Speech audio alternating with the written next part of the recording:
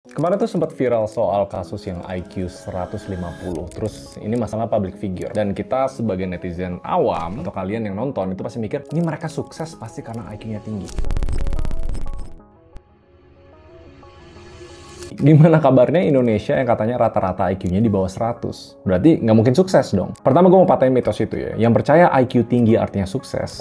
Problem paling besar dari penilaian kepintaran orang dari IQ itu sebenarnya cuma karena mereka ngelihat internal. Kemampuan otak kita untuk menyelesaikan sebuah masalah yang kita terima di dalam diri kita sendiri. Tapi kalau dari perspektif nyelesain masalah dan sukses secara duniawi, IQ tuh porsinya tuh nggak segede itu. Ada 3 kepintaran lain yang jauh lebih penting dibanding IQ. Jadi kalian jangan banding-bandingin. Dan ini salah satu psikolog yang terkenal, teorinya namanya Triarchic Theory of Intelligence. Dan ada 3, dan ini yang penting banget buat kalian kalau mau sukses di dunia. Dan bahkan di akhir video nanti gue bakal jelasin gimana cara kalian improve 3 kepintaran ini. Karena di balik layar, banyak nggak orang yang IQ-nya tinggi banget, tapi jauh lebih nggak sukses daripada yang IQ-nya di bawah rata-rata. Robert Sternberg, dia bilang kayak gini, kecerdasan itu punya 3 wajah yang berbeda. Dan ini 3 kepintaran yang kalian harus pahamin, nggak usah debat-debat soal IQ lagi. Analytical Intelligence, Creative Intelligence, sama Practical Intelligence. Ini yang namanya Triarchic Theory of Intelligence. Dan kombinasi ketiganya itu jauh lebih kuat daripada pinter secara akademis doang. Kalau kalian track back dari kalian kecil sampai gede, sekolah, kuliah, itu sebenarnya ngelatih satu aspek aja, yaitu analitis. Ini untuk teman-teman yang ranking kelas, ujian nasional, nilai rapor, semuanya itu bagus, yang bergantung ke logika. Tapi ingat, di dunia nyata, logika aja tuh nggak cukup. Karena ada buktinya, penelitian dari Boston College, selama 14 tahun loh di jalan ini, 81 orang lulusan terbaik sekolah, atau namanya valedictorian, nunjukin bahwa 90% dari mereka itu sebenarnya punya karir bagus, dan 40% itu nyampe posisi manajerial yang tinggi, tapi nggak ada satupun yang jadi inovator atau pemimpin visioner di bidang mereka. Bahasa simpelnya gini, mereka hebat ngejalanin sistem, tapi nggak cukup buat ngeguncang sistem. Nah, balik lagi ke topik IQ. Sebenarnya Sternberg kasih analogi yang keren. Dari 0 sampai ke 120, itu IQ yang cukup banget buat kalian jadi 0,1% di dunia. Tapi, di atas 120, itu sebenarnya nggak terlalu ada bedanya. Ada teori namanya diminishing return. 130, 140, 150, bahkan yang di atas 150, bahkan ada risetnya mereka nggak bisa kuasain intelligence di luar yang analitis doang. Makanya pinter-pinter banget mereka jadi scientist, researcher. Salah nggak? Nggak salah. Tapi kalau kalian nonton video ini dan pengen jadi the top of the top, jangan berkecil hati kalau IQ kalian tuh nggak di atas 150. Itu nggak terlalu beneficial juga. Jadi kalau di breakdown 3 intelligence tadi, sukses itu bukan soal yang paling pinter. Tapi siapa yang paling bisa mikir jernih, ini analitis, punya ide out of the box, kreatif, dan tahu gimana cara ngerealisasiinnya, praktis. Nah, case tadinya gini, Richard Branson, dia drop out sekolah karena disleksia. Tapi dia jadi miliarder dunia karena jago lihat peluang. Ini intelligence yang kreatif. Dan pas eksekusi, nggak terlalu banyak mikir dengan gaya yang unik, dan ini masuk ke practical intelligence. Nah, terus ada bidang lain, namanya Christopher Langan. Dia punya IQ 190. Tapi dia gagal bangun karirnya karena nggak punya skill sosial sama skill praktikalnya. Bandingin sama Robert Oppenheimer, ya, yang filmnya terkenal ini. Tercatat IQ-nya lebih rendah dari dia, tapi sukses mimpin project bom atom karena pinter diplomasi dan baca situasi politik. Sternberg bilang orang-orang ini itu successfully intelligent. Jadi ada yang intelligent doang, ada yang successfully intelligent. Yang sukses karena dia berhasil ngegabungin 3 kepintaran ini secara sadar. Buat yang masih sekolah, nggak apa-apa kalian asal analytical intelligence. Tapi kalau mau tahan banting di dunia kerja, kreatif di segala bidang, dan adaptif di era apapun, kalian butuh 3-tiganya. Jadi makanya sekarang kita bedah satu-satu, mulai dari yang paling familiar, yaitu kecerdasan dari yang kecil selalu diasah di sekolah. Kecerdasan analitis.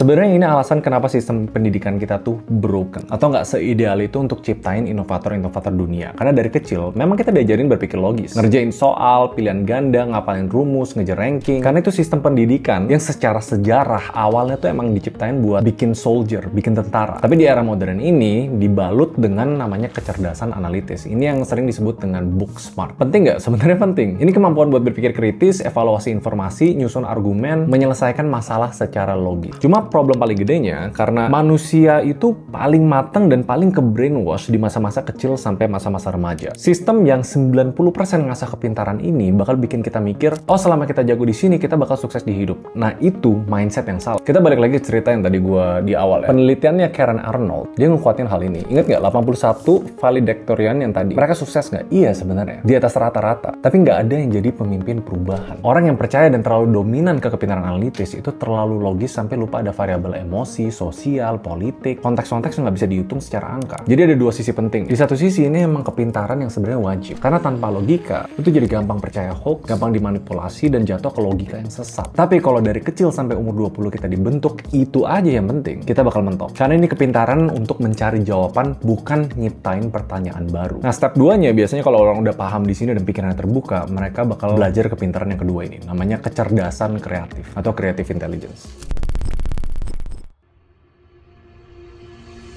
Ini sesuai statement gue yang tadi. Kalau kecerdasan analitis bikin kita jago cari jawaban yang benar, kecerdasan kreatif itu yang bikin kita jago nemuin pertanyaan baru. Dan ini sebenarnya salah satu aspek paling krusial kalau kalian mau jadi pebisnis, jadi startup founder, jadi pemimpin politik, apapun itu yang sifatnya creating a new system. Dan sedihnya, ini jenis kepintaran yang sebenarnya gak dianggap penting di hampir 90% sekolah di seluruh dunia. Ini yang jadi pembeda utama di dunia inovasi. Tenang, nanti gue bakal bahas gimana cara kalian asah masing-masing kepintaran ini. Tapi creative intelligence ini kemampuan untuk mikir out of the box. Lu bisa gabungin hal-hal yang gak lazim, nemuin pendekatan baru dan ngasih solusi yang sebelumnya orang lain tuh gak kepikiran. Ini ciri-ciri orang yang biasanya punya intelligence kreatif yang tinggi. Dia suka eksperimen, berani ambil risiko, gak takut gagal. Dan kalau tinggi banget, dia paling sering dituduh aneh waktu sekolah. Kalian ngerasa kategori orang yang kayak gitu nggak? Dan studi yang nunjukin ini, guru-guru tuh kadang frustasi sama murid-murid yang dianggap punya creative intelligence karena mereka ngeganggu pola yang udah diatur sama sekolah. Padahal karakter-karakter yang kayak gini justru yang sering ngedorong kemajuan besar. Contohnya siapa? Banyak. Ada insinyur Eiji Nakatsu. Dia tuh yang ngeciptain desain kereta Shinkansen Jepang. Generasi paling baru terinspirasi dari burung Kingfisher. Somehow dia ngegabungin kalau burung itu sebenarnya bisa nyelam ke air tanpa percikan. Ide ini bikin dia explore kereta yang bisa ngebut tanpa ledakan sonik pas dia keluar dari terowongan. Ini contoh solusi kreatif dari pengamatan alam. Leonardo da Vinci ngembangin konsep mesin terbang dari ngamatin burung sama kelelawar. Samuel Morse sebelum dia bikin telegraf, dia tuh pelukis. Sense artistiknya dia bantu nyusun sistem kode komunikasi visual yang efektif. Jadi kalau ditanya benang merahnya creative intelligence, itu orang-orang yang bisa, tanda kutip, connect the dots, nyambungin inspirasi dari mana aja dan ngolah sesuatu jadi yang bermanfaat. Nah ini korelasinya. Mereka memang punya ide-ide liar, tapi tanpa eksekusi, ujung-ujungnya nol. Kalau udah sampai sini, logika atau analytical intelligence itu harus hadir buat ngetes idenya. Nah tipsnya buat kalian yang mau ngembangin creative intelligence, kalian biasain kalau ada ide liar, kalian journaling. Terus pas ngerjain satu masalah,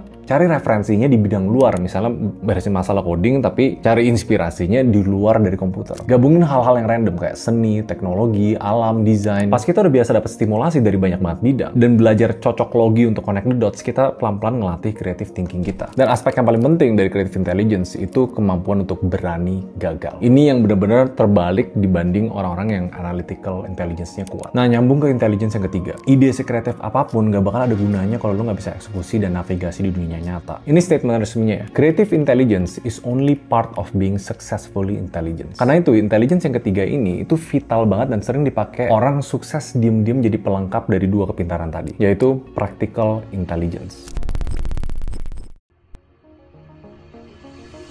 Kalau analitis ngajarin kita logis dan kreatif ngajarin kita mikir berbeda, kecerdasan praktis atau practical intelligence ngajarin kita cara bertahan dan menang di dunia nyata. Pinter logika itu book smart, tapi kalau yang practical itu namanya street smart. Jadi kalian bisa tuh ngebaca situasi, adaptasi, eksekusi solusi dengan efektif. Sternberg bilang kayak gini, practical intelligence itu kemampuan untuk nerapin pengetahuan secara real time dalam konteks dunia nyata. Dan jujur, ini kepintaran yang menurut gua emang paling susah untuk dimaster. Ciri-ciri orang yang pintar di sini, dia tuh luwes di situasi apapun. Dia bisa ambil keputusan cepat, tahu siapa yang harus diajak kerjasama, jago baca emosi, peluang, sama aturan yang nggak tertulis di lingkungan sosial. Ini contoh ekstrim tapi kalian jangan tiru ya. Di tahun 1925 ada penipu yang namanya Victor Lustig. Dia berhasil ngejual menara Eiffel ke pedagang besi tua. Jadi caranya, pertama dia ngebaca targetnya. Ini orang yang mau beli ini ambisius tapi polos. Ngatur skenario-nya, kasih tekanan waktu, permainan emosional dan negosiasi lah. Akhirnya dia dapat uang besar sebelum kabur ke Austria. Itu emang contoh dari teknik manipulasi, tapi tetap nunjukin practical intelligence yang luar biasa. Nah, sisi positif dari practical intelligence itu bisa dilihat dari pebisnis yang sukses negosiasi, manajer yang tahu gimana cara jaga moral tim, pemimpin yang tahu timing buat ambil keputusan krusial, dan gak lengkap kalau nggak ada data nih. Harvard, Stanford, Carnegie Foundation, dia bilang, 85% kesuksesan karir ditentukan oleh soft skill. Ini yang kayak komunikasi, kerjasama, manajemen diri, bukan skill-skill teknis atau nilai akademis. Data dari LinkedIn, orang yang punya hard skill sama soft skill dipromosi 8% lebih cepat. Gue bakal lebih detail ya, karena practical intelligence ini ngecakupannya tuh banyak banget. Beda dibanding penjelasan dua intelligence tadi. Yang pertama judgment, penilaian situasional. Kalian tuh tahu kapan harus bilang iya, kapan tarik diri. Contoh, orang yang jago bisnis tuh nggak cuma tahu teori marketing doang, tapi dia tahu persis gaya komunikasi apa yang cocok buat klien A, mana yang cocok buat klien B, apa yang bikin mereka ilfeel. Yang kedua, adaptability. Orang-orang ini cepet banget ganti strategi pas keadaannya berubah. Di militer pun ada teorinya, ini namanya OODA Loop, Observe, Orient, Decide, Act. Nah tapi inget loh, tanpa integritas, practical intelligence ini bisa jadi yang ngecap orang sebagai manipulatif. Karena walaupun nggak gue taruh di sini ya, Sternberg itu belakangan ini nambahin elemen keempat, yaitu namanya wisdom, kebijaksanaan. Ini ditaruh belakangan dan dia masukin di dalam konsep successful intelligence untuk mastiin kepintaran itu bukan dipakai untuk hal-hal yang buruk, tapi untuk kebaikan bersama. Tapi di konteks video ini tentang triarkic teori, sebenarnya kita cukup ingetin aja, kecerdasan atau kepintaran idealnya emang harus berjalan beriringan dengan integritas dan empati. Bedain orang-orang yang tahu cara menang dan nggak berubah menjadi menang sendiri, apalagi yang menang dengan kekalahan orang lain. Kalau misalnya kita udah tahu 3 kepintaran itu penting banget ya, pertanyaannya kita harus jago semuanya atau bisa nggak kita fokus ke satu aja? Karena mayoritas dari kalian hidup bakal sampai umur antara 50-100 tahun. Anggap ini modal kalian untuk hidup tahan lama. Kita masuk ke chapter kesimpulan. Nah bayangin kita udah punya logikanya tajam, ide-ide kita liar dan kita bisa validasi itu. Dan insting kita udah keasah dan kita tahu eksekusi mana yang presisi banget. Itu udah jadi kombinasi kecerdasan analitis, kreatif, sama praktis. Dan ini bukan cuma teori, ini pondasi paling kuat buat bertahan dan menang di dunia modern yang serba semuanya berubah cepat banget dan kompleks. Teori ini bahkan didukung sama researchnya dari World Economic Forum. Keterampilan yang paling dibutuhkan di masa depan, dia tuh ngecakup 3 ini. Analytical thinking, creative and originality, leadership and social influence. Dan karena di 2025 ini setengah dari tenaga kerja global wajib reskill total dalam 5 tahun ke depan, dunia makin cepat berubah, satu skill aja tuh sebenarnya nggak cukup. Karena kalau lu cuma ngandelin logis, lu bakal kalah sama orang yang lebih kreatif. Kalau lu cuma kreatif, lu bisa kalah sama orang yang jago eksekusi. Kalau cuma praktis, lu bakal mentok kesandung sama orang-orang yang punya ide liar sama data yang konkret. Makanya kombinasi 3 ini tuh penting banget. McKinsey pun bahkan bilang, demand-nya, permintaan untuk orang yang punya skill kreatif dan problem solving itu bakal tumbuh 2 digit sebelum 2030. Jadi ya dunia udah nunjukin ini sinyal jelas. Kalau mau menang, kita harus adaptif dan bisa punya kepintaran yang multidimensi. Cuma pertanyaan gini, apa kita harus jago semua sekarang? Sebenarnya nggak harus. Dan ini dari kata-katanya Sternberg sendiri ya. Tiap orang tuh sebenarnya punya satu kecenderungan dominan. Tapi yang paling penting,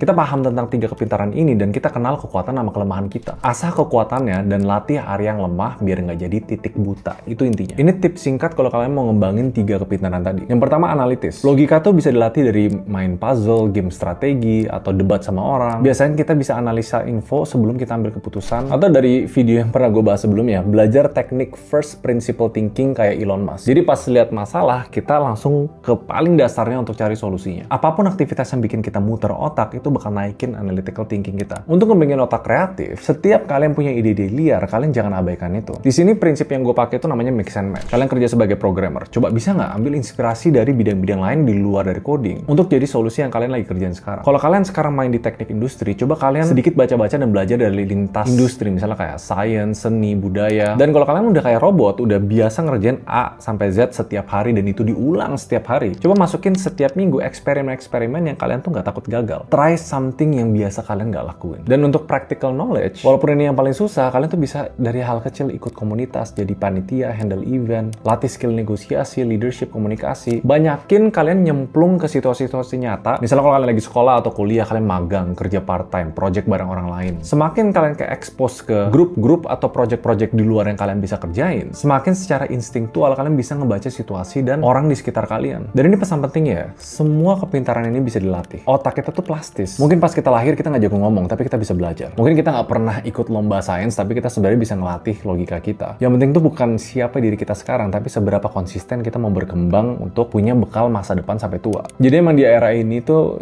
jadi pinter aja tuh nggak cukup. Bahkan terlalu pinter itu hal yang bisa merugikan untuk kita. Karena dari 3 ini biasanya yang terlalu pinter akan mencondong ekstrim ke satu kepintaran aja. Percaya deh, ini dunia kedepannya bakal amburadul banget. Bukan krisis ya, tapi perubahannya bakal drastis banget. Makanya orang-orang yang bisa berpikir kritis, inovasi, dan tahu cara bertahan, itu tuh yang bakal jadi raja-raja baru di dunia nanti. Triarkic teori itu bukan teori psikologi doang, tapi kita jadi kebayang peta jalan kita untuk jadi versi terbaik dari diri kita sendiri. Mimpinya nggak usah terlalu jauh lah, nggak usah jadi Elon Musk, Oprah, atau Da Vinci. Cukup kalau kita udah ngelihat diri sendiri punya skill yang holistik, tahu kapan harus mikir, kapan harus berkreasi, kapan harus bertindak. Pas kita gabungin semua ini, kita bukan cuma sukses. Tapi percaya sama gue, kalian bakal jauh lebih tahan banting di zaman apapun. Gimana? Apa kalian masih sekarang kekeh soal IQ itu sangat mempengaruhi ya? Itu menurut gue mitos banget sih. Atau kalau kalian udah aware sama teori ini, coba lihat orang di sekitar kalian. Orang yang sukses, apa mereka sekedar IQ-nya tinggi? Pasti mereka punya balance-nya antara 3 kepintaran ini. Menurut kalian gimana? See you guys next video. Bye-bye.